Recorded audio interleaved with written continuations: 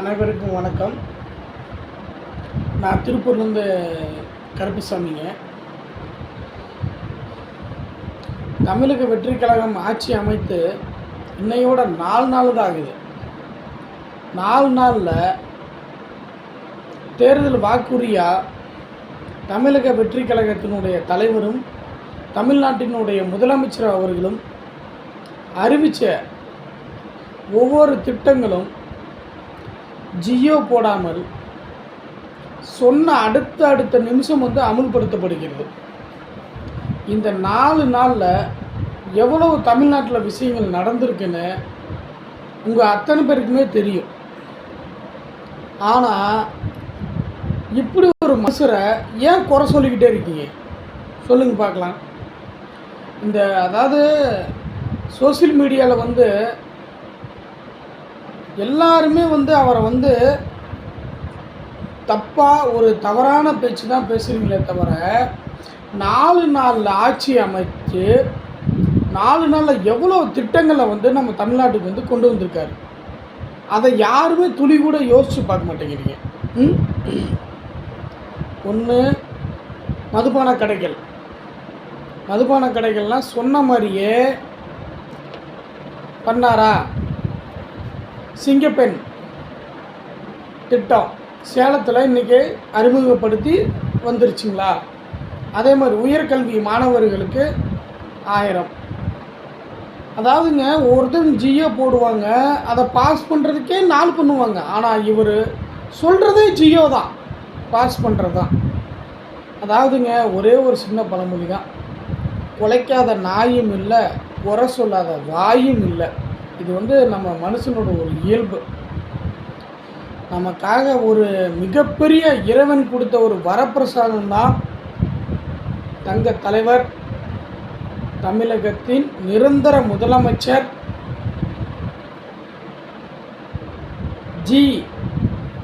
C Joseph Vijay அவர்கள். தயவு செய்து இந்த ஒரு மாமனிதரை நாம் தவற விட்டுற வேண்டாம். என்னங்க நீங்கள் பேசுகிறீங்க? 30 ஆண்டு 40 ஆண்டு 50 ஆண்டு அரசியல் பண்ணவங்கெல்லாம் பண்ண முடியாத ஒரு விஷயத்தை 4 நாளில் பண்ணிகிட்டு இருக்காரு. இவரை போய் நீங்கள் இன்னும் பேசிக்கிட்டே இருந்தீங்கன்னா எப்படிங்க நம்ம தமிழ்நாடு உருப்பிடும்? நம்மலாம் உண்மையிலே தமிழன் தானா? பூரா வடக்கை இங்கே ஆண்டுக்கிட்டு இருக்கிறான். முந்தானத்து கூட இங்கே திருப்பூரில் பிரச்சனை. ஒரு தமிழனை இந்திக்காரன் பிடிச்சி மண்டையை உடைச்சி எவ்வளோ ஒரு பிரச்சனை தெரியுங்களா? தமிழன் நம்பணும். ஒற்றுமை வேணும். நம்ம அடுத்தவனுக்கு கொடுக்குற ஒரு ப்ரிஃபரன்ஸை நம்ம தமிழ்நாட்டுக்கு நம்ம தமிழனுக்கு கொடுக்கறதில்ல. அதனால் 1.5 கோடி மக்கள் தேர்ந்தெடுத்து இன்றைக்கி சிஎம் ஆக்கியிருக்கிற உத்தம தலைவர் விஜய் அவர்களை உதாசீனமாக பேசாதீங்க, சரிங்களா? பொறுத்திருந்து பாருங்கள். 4 நாளுக்கே இவ்வளோ விஷயம் பண்ணியிருக்காருன்னா அப்போ 5 ஆண்டு காலம் எவ்வளோ பண்ணுவார்னு பொறுத்திருந்து பாருங்கள்.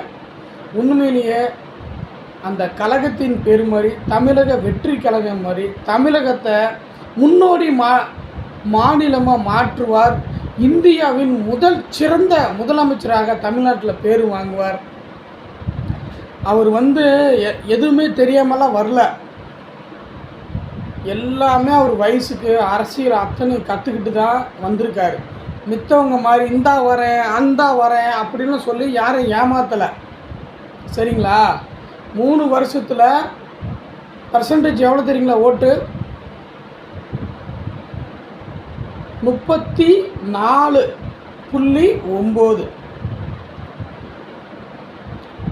1973 எம்ஜிஆர் எப்படி ஆட்சியை பிடிச்சி தமிழ்நாட்டில் சிஎம் ஆகி இன்னை வரைக்கும் அத்தனை பேராலும் மகானாக போற்றக்கூடிய ஒரு தலைவர் எம்ஜிஆர் அவர்கள். ஆனால் அதுக்கு அடுத்தபடியாக வந்தவர் புரட்சி கலைஞர் கேப்டன் விஜயகாந்த் அவர்கள். அவரை இந்த மீடியாலாம் சேர்ந்து கொன்னே புட்டாங்க, அது விட்டுருங்க. ஆனால் மீண்டும் ஒரு முறை இறைவனால் உருவாக்கப்பட்ட தளபதி அவர்களை தமிழ்நாட்டுக்கு கொடுத்துருக்காங்க. அதை நம்ம தவற விடாமல் நல்லபடியாக தளபதிக்கு சப்போர்ட் பண்ணி இந்த தமிழ்நாடு முன்னேற, மென்மேலும் 2031 தளபதி ஆட்சி தொடர நம்ம எல்லோரும் உறுதுணையாக இருந்து தளபதிக்கு சப்போர்ட் பண்ணி நிரந்தர முதலமைச்சராக தமிழ்நாட்டில் தளபதி அவர்களை வர சொல்லணும்.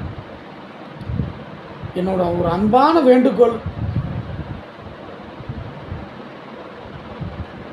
தளபதி அவர்களை நம்ம ஏளனமாக பேச வேண்டாம், பொறுத்திருந்து பாருங்கள். 4 நாளுக்கு இவ்வளோ எஃபெக்ட்னா 5 வருஷம் இருக்குது தளபதியோட ஆட்சி. 5 வருஷத்தில் தளபதி ஆட்சி என்னென்ன வேணாலும் நடக்கலாம், எப்படி வேணாலும் நடக்கலாம். ஆனால் உண்மையிலேயே தளபதி அவர்களே, உங்களுக்கு வாக்களித்ததுக்கு நாங்கள் ரொம்ப மகிழ்ச்சி அடைகிறோம்.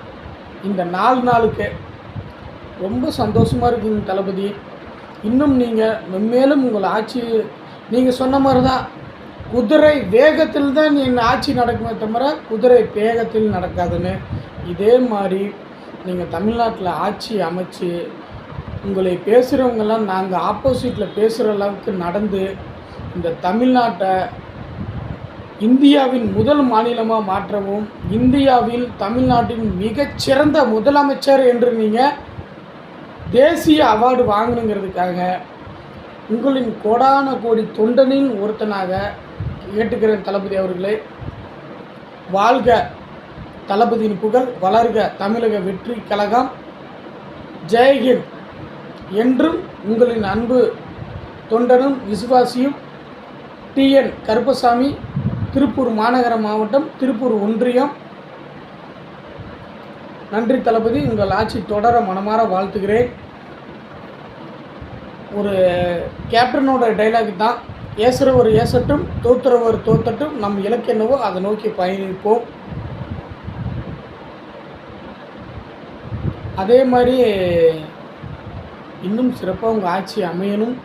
உங்கள் ஆட்சி அமைய எங்களால் முடிஞ்ச முழு ஒத்துழைப்பை கொடுத்துருக்கோம், இன்னமும் கொடுப்போம்.